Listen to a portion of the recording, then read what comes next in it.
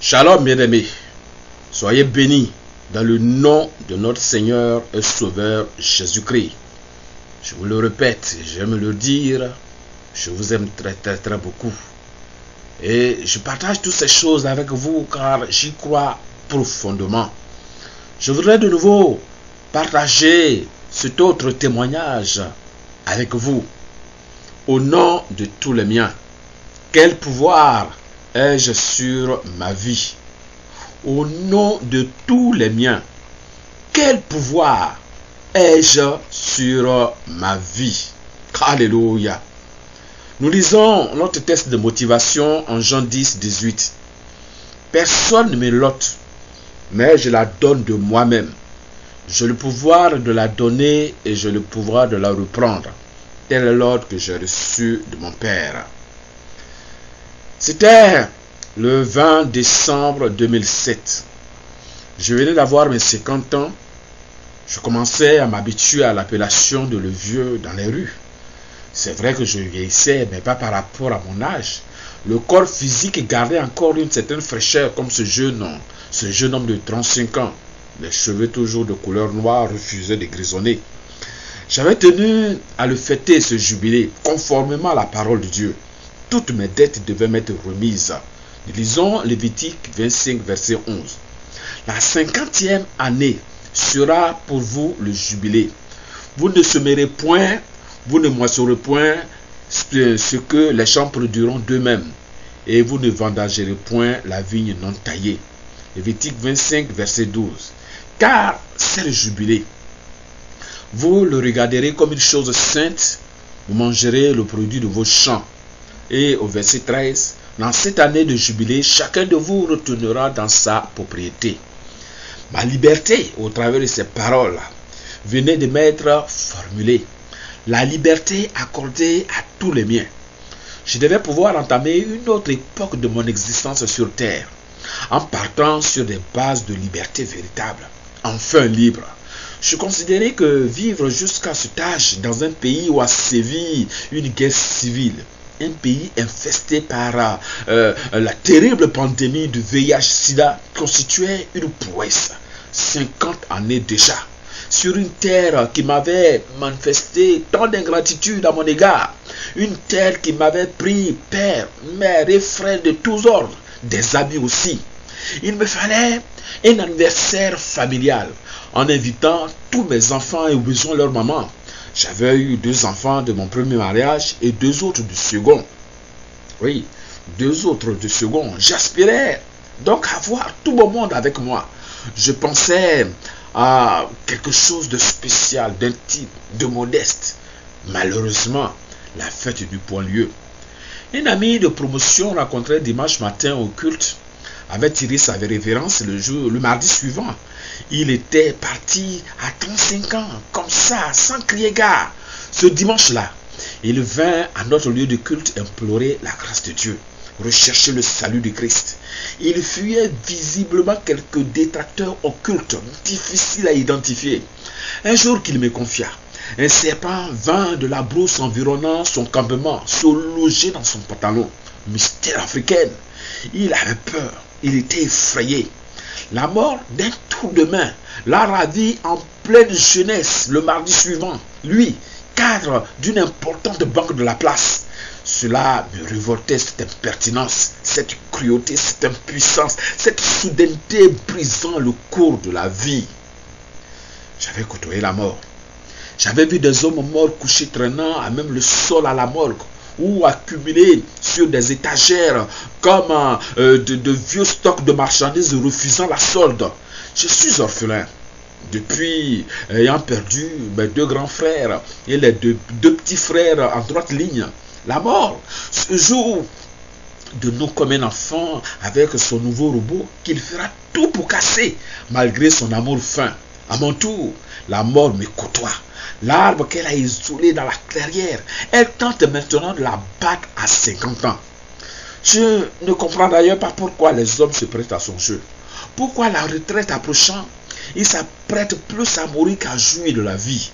Quelle est cette fatalité que nous avons inscrite dans nos pensées et qui nous coupe les jambes dès 50 ans? Dieu ne nous a-t-il pas donné sa vie? Cette vie n'est-elle pas dans sa parole précieuse, immuable, immortelle? D'où vient-il alors que nos vies ressemblent tant à une ville dont les eaux sont polluées et la terre infertile? Ma vie à moi a produit à ce jour des vertes et des pas mûres, des chardons aussi. Quel bilan! 50 années déjà. Je le relevais bien des défis. J'ai arraché aux griffes de ce sang-cœur des hommes et des femmes qu'elle avait marqués. J'avais rappelé à la vie ce qu'elle empêchait de paraître. J'ai la foi et avec moi la parole. Je peux faire reculer l'échéancier. Je peux crier: ô mort, où est ta victoire? Des malades guérissent, des femmes enfantent, les démons s'inspirent, libèrent leur proie. Pourtant, à mon humble entendement, je n'ai pas réussi comme cela se doit. Comme le dirait l'autre sur la terre des vivants, je ne possède pas de maison propre. Je loue l'appartement d'une dame à la retraite malgré 30 ans de service à la fonction publique. La vie, le sexe m'ont déjà joué leur concert mélancolique. Non, pas de possession, pas de bien. À la guerre comme à la guerre, j'ai aussi pris des coups. La providence seule m'a doté de 4 enfants, dont une fille, Yedidia Samuel, le bien-aimé de l'Éternel, mon papy. Abraham Eliel, Dieu est Dieu, mon ami le prophète. Grâce Joël, Dieu a rassemblé. Ma maman, elle avait à ce moment-là 7 ans. Samuel Finé, Dieu a exaucé. Le petit dernier, le compagnon de papa. Et enfin, bien entendu, un peu plus tard, j'ai eu Joël et Benjamin. L'Éternel est Dieu. Il est mon frère, le fils de ma victoire. Il est arrivé 7 ans après ces événements que je vous raconte. Parfois, je me surprends à être aussi sévère à lui, ce Finé. J'ai hâte de tout investir dans lui. J'oublie qu'il n'est encore qu'un enfant. Enfants que j'ai eu tous à l'intelligence vive, au regard perçant d'aigle, des enfants remarquables dès le sein maternel. Oh, au travers de mes enfants, Dieu m'a fait un très grand cadeau. Tous ont une appellation prophétique consacrée à Dieu dès le sein maternel. Chacun d'eux est une action de Dieu dans ma vie, un témoignage vivant. Je les aime. Chacun en particulier, je les aime différemment. Et aussi une compagne attentionnée, parfois, et mon frère. Dieu m'avait dit alors à son sujet: tu peux la prendre pour femme, j'en prendrai soin. Je m'engageais donc pour un deuxième hymen sous les colibés de ceux de mon lieu de culte. Mais Dieu a tenu parole à ce jour. Sa grâce jamais ne m'a lâché. J'ai eu aussi des amis taquins. Surtout mon jumeau Sidou Marc, homme fidèle d'entre les fidèles, un complice à toute épreuve. La grâce de Dieu m'a été à ce jour toute suffisante. C'est là tout mon bien, tout mon bonheur aussi. Je profite de la vie comme je peux. J'ai mon Dieu et mes enfants et tout le petit monde qui m'entoure sans hypocrisie. Aussi un peu malgré tout, à cause de ma langue que je n'ai pas en poche. Et voilà que courant mars 2007, juste après les vacances de Pâques, une folie orgueilleuse m'entraîna dans une spirale vertigineuse. Je deviens malade à vie par ma faute. J'ai livré ma vie à la maladie. À la suite de la prise d'excitants, mon cœur s'emballe. Ma vie s'inscrivit sur la liste des partants pour le delà. Quel gâchis! Je lis Proverbe 14, verset 12. Telle voie paraît droite à un homme, mais son issue, c'est la voie de la mort. Ce nouvel amendement ne correspondait pas du tout à ce que j'avais vécu à ces jours. J'étais persuadé de vivre vieux et longtemps sur la terre des hommes. Je le répète d'ailleurs chaque fois que j'en ai l'occasion. Je décéderai à 150 ans. Cela, je le disais à qui s'efforçait de l'entendre. Et ce ne serait point comme un vieux invalide embêtant tout le monde. J'étais confiant. Tant que je n'aurais pas achevé ma mission sur la terre et que je n'aurais pas bâti la maison de ma vision, celle des enfants abandonnés, je refuserais de mourir. J'avais été un enfant ayant mené une vie solitaire depuis ma première année au cours préparatoire. Une année scolaire chez un tuteur par-ci, l'année suivante chez la 3e concubine de mon père. J'avais grandi élevé par des étrangères, toujours isolé dans un coin de la cour familiale. J'étais l'homme des corvées, des commissions que tout le monde refusait. J'étais l'enfant orphelin de mère, fils de toutes les autres femmes que papa cumulait. Au milieu du harem et des bambins revendiquant leur droit au câlin, j'étais seul, tout seul. Plus le temps passait, moins je supportais de voir des enfants seuls, jouant seuls ou pleurant tout seuls. Je rêvais alors d'une famille, avec une multitude de bambins venus de tous horizons, de toutes races, une famille unie et solidaire en tout point. Je rêvais d'un refuge pour enfants abandonnés. Là, ils trouveront un père et une mère pour eux en toutes circonstances. J'avais devant Dieu la promesse rattachée aux veuves et aux orphelins. Voilà que les données actuelles venaient pour remettre tout en cause. Je n'étais pas prêt pour mourir. Et cependant, ce mal pernicieux m'avait fait dépérir en deux mois. Toute la petite rondeur que je possédais avait fondu comme beurre au soleil. Mes muscles se dénombraient. Les autoroutes que ma peau dissimulait naturellement sautaient aux yeux, me faisaient appréhender la plus terrible pandémie du siècle.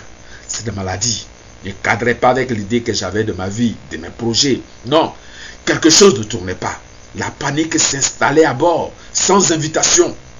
Les jours se grenaient péniblement avec leur cortège de malaise à n'en plus finir. La médecine que je consultais alors conclut: vous avez une hypertension et une hypertrophie ventriculaire gauche. Vous allez faire des examens et on se verra dans 3 mois. Dans 3 mois, pour trouver peut-être l'origine du mal et commencer peut-être un traitement. Je mourrais peut-être avant, ou peut-être qu'il n'y avait rien d'aussi alarmant. Toutefois, je me sentais mal et je dépérissais. Il fallait peut-être réagir. Mais comment? Quelle fut donc la douleur de cette femme atteinte d'une perte de sang depuis 30 ans? Oh, je ne scène pas encore cela. Non, je ne la scène pas encore. Je lis cependant Jacques 5, verset 14. Quelqu'un parmi vous est-il malade, qu'il appelle les anciens de l'église, et que les anciens prient pour lui en loignant d'huile au nom du Seigneur. Des amis pasteurs que j'avais fait appeler pour un moment de confession, c'est ce qu'on fait en pareille circonstance, conclure: nous ne voyons pas un mal conduisant à la mort, et nous pensons que cela passera. Ah, enfin, un bon diagnostic. Je crus, car je leur faisais confiance. Ils m'avaient annoncé de la part du Seigneur plus d'une chose qui s'était réalisée.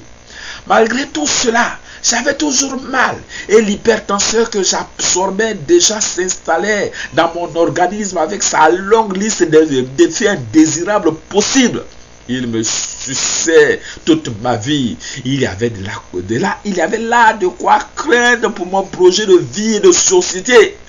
Ce mal pernicieux affectait ma vie sociale et mes 2 derniers enfants le ressentaient déjà. Ils avaient du chagrin. La gaieté débordante fuyait leurs jeunes membres en manque de mouvement. Ils jouaient tout près, à portée de voix, à portée de main. Et moi aussi, j'étais en proie au souci. Nous avions tous de la peine. N'était-il pas plus urgent que je prenne des dispositions, que j'écrive mon testament? Je saisis frénétiquement mon agenda et me mis à gribouiller mes dernières volontés. Un mot à chacun de tous ceux que j'aime et que j'ai beaucoup offensés. À mon fils Didia, à ma fille, à ma femme.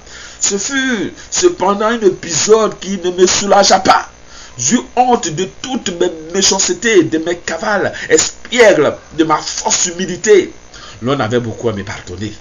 Je découvris dans cette lucarne combien il était difficile de mourir la conscience pure. Je n'étais pas aussi bon que je me dessinais. Le temps et les épreuves ne m'avaient pas assagi. Oh que non! Le cœur de l'homme demeurait bien tortueux. Oh Dieu, que ta grâce me sauve. Le premier dimanche qui suivit, je fus invité au culte par un ami pasteur dans sa congrégation. Nous avions ensemble suivi la même école biblique.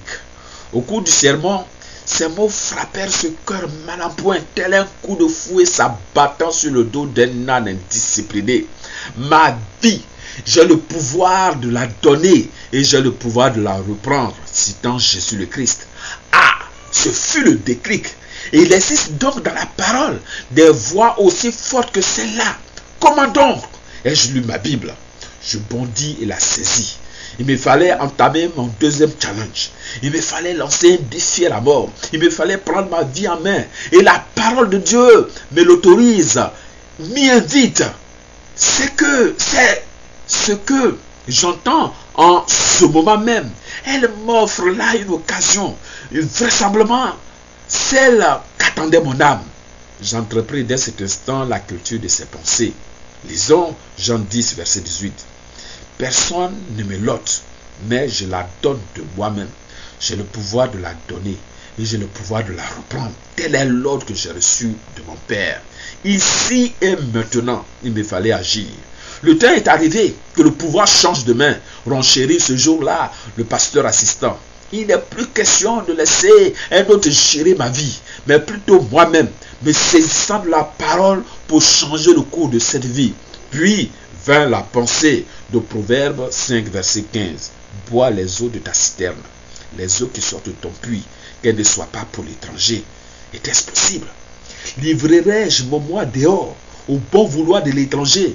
Me dénigrerai-je partout? Avec 2 mariages, l'un ne me donnera pas la communion en confession. Je passais pour être un bon croyant, mais un croyant rétrograde. J'avais reçu à ce niveau des menaces de mort, des vrais croyants. Ah, s'ils me voyaient, tous ces prophètes crieraient victoire. La situation présente n'était-elle pas en train de plaider contre moi, d'engager ma vie au pouvoir de la maladie? Quand un humain ne prend pas sa vie en main, c'est un autre qui la manipule. La nature a horreur du vide. Ainsi donc, ce n'est pas un autre, mais moi, qui ai livré les différents compartiments de mon existence au pouvoir d'un tyran. Cela, je l'admets. Je reconnais que je suis tombé, et bien bas, dans plusieurs compartiments de ma vie, dis-je. Aujourd'hui, tout l'appareil circulatoire, l'appareil digestif, le système nerveux, tous les autres systèmes que vous auriez répertoriés sont livrés au pouvoir de la drogue, de la cigarette, du sexe, de ses dérivés. Livrés par qui? Le quartier du moment lui-même. Pour le plaisir, pour la vanité, pour un gain éphémère, les lauriers de César. Ecclésiaste 11, 9 dit: Jeune homme, réjouis-toi dans ta jeunesse. Livre ton cœur à la joie pendant les jours de ta jeunesse. Marche dans les voies de ton cœur et selon les regards de tes yeux. Mais sache, un étranger à coup sûr m'a conduit. Un père, une mère, une tante, quelqu'un que j'ai autorisé à l'insu de mon plein gré, mettre ma vie, mon foyer, mes enfants comme bon lui semble. Un destructeur à l'affût a saisi le moment opportun pour me frapper mortellement. Il a répandu sa poudre envoûtante sous mes pas et j'y ai marché sans crier gare. Je suis pris au piège. Je suis dans le filet qu'avait tendu l'oiseleur. Voyez la lignée catastrophique en Hébreux 7, verset 10. Car il était encore dans les reins de son père lorsque Melchisédek alla au-devant d'Abraham. Toute une vie, toute une famille, tout un clan est comme ça, engagé sur une voie descendante, parce qu'un membre de ce groupe, à un moment donné du temps de son autorité, a par sa bouche et par un acte concret, livré sa postérité au pouvoir du mal ou du bien. Les liens de sang, les liens parentaux, nous réservent très souvent des surprises et des plus désagréables parfois. Ne vous méprenez pas. Un autre me conduit dans une direction que je n'apprécie guère. Il faut que cela cesse. Je dois être affranchi. Lisons 2 Corinthiens 5, 17. Si quelqu'un est en Christ, il est une nouvelle créature. Les choses anciennes sont passées. Voici, toutes choses sont devenues nouvelles. Qu'il est écrit. Allons à la pratique. Ce qui m'est encore plus intolérable, c'est que ceux qui se réclament de Jésus ne veulent pas faire la déclaration de leur mentor. Par insuffisance peut-être. Le Père même, parce que je donne ma vie afin de la reprendre. Personne ne me l'ôte, mais j'ai le pouvoir de la donner et j'ai le pouvoir de la reprendre. Tel est l'ordre que j'ai reçu de mon Père, ce Jésus. En effet, possédait toute assurance pour faire de telles déclarations. Ceux qui le suivent doivent être encore plus audacieux, plus courageux. Ce courage me faisait cruellement défaut. Pourquoi? Plus je les méditais, plus ces paroles se gravaient à moi. Elles étaient dites à moi. Elles s'imprimaient sur la table de mon cœur. C'est moi qui les prononçais et ma conception de l'existence changeait. Je ne dois plus lire la parole pour remplir mon intellect, mais la vivre, la mettre en pratique. Je dois être dans la parole afin qu'elle me fournisse sa substance vitale et sa scène vivifiante. Il faut Quel nouvel entendement de la parole s'ouvre pour moi, et surtout pour la génération à venir, pour les miens, au nom de tous les miens. C'est à leur nom que je souffre cette épreuve. Il nous faut relever des défis. Cela exigeait de moi une grande foi à ce moment précis où je luttais pour ma survie, pour notre survie, au nom de tous les miens. Je suis croyant en Christ. Il est mon sauveur et Seigneur personnel.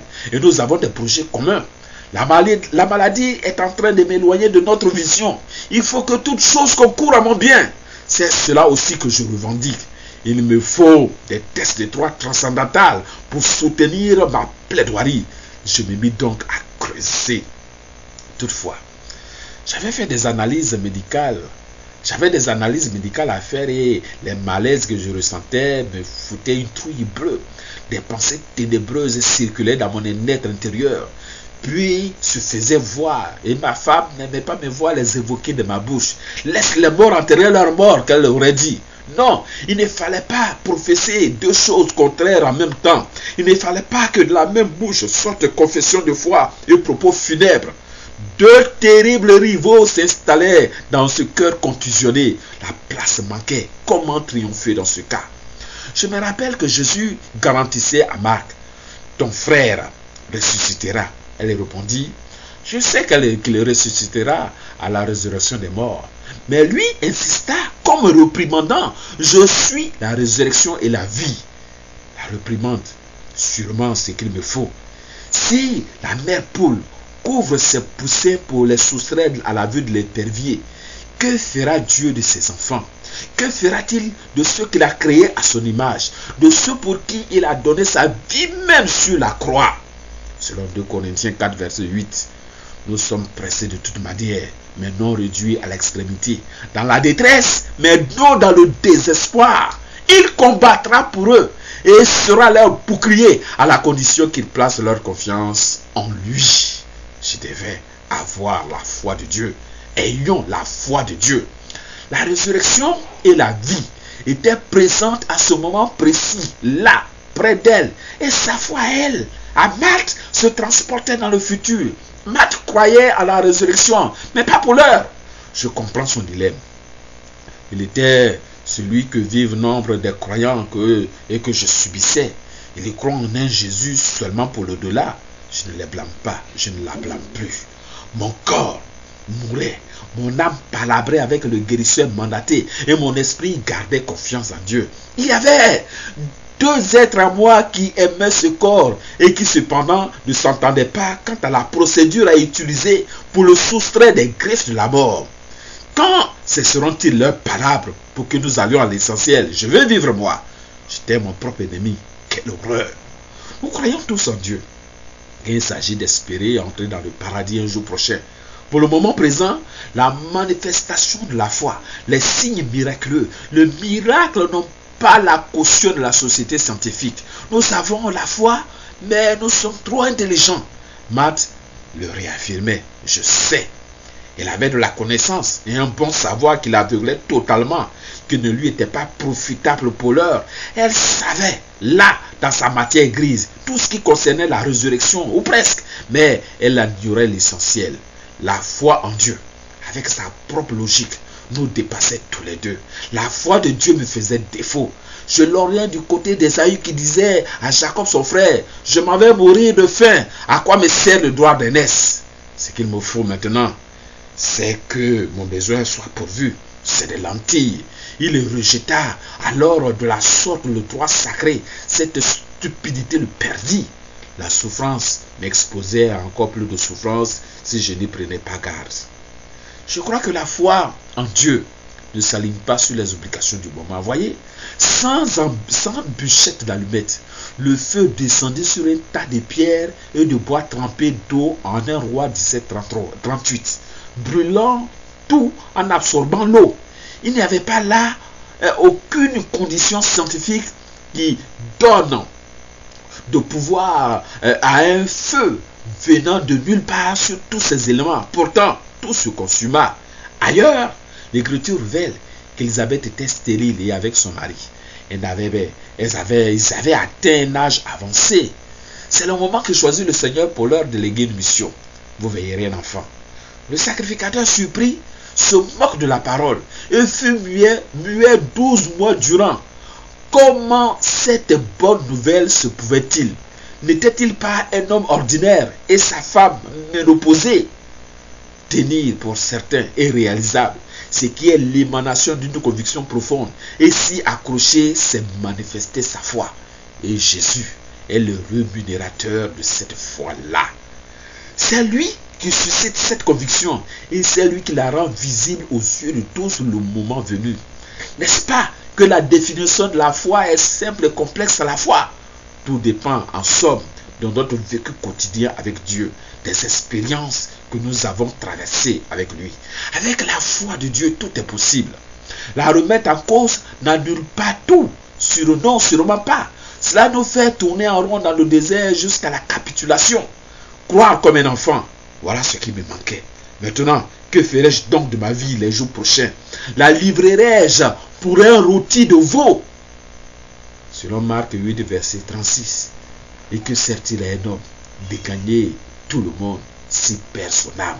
Oh bien-aimés, ayons la foi de Dieu. Accrochons-nous à la parole de Dieu et vivons la parole de Dieu. Revendiquons pour nous-mêmes, pour notre famille, pour notre descendance, ce qu'elle affirme au travers du sang de Jésus-Christ. Shalom. Aie la foi de Dieu et vis la vie que le Seigneur t'a promise au nom de Jésus-Christ. Amen. Gloire à son nom. Alléluia.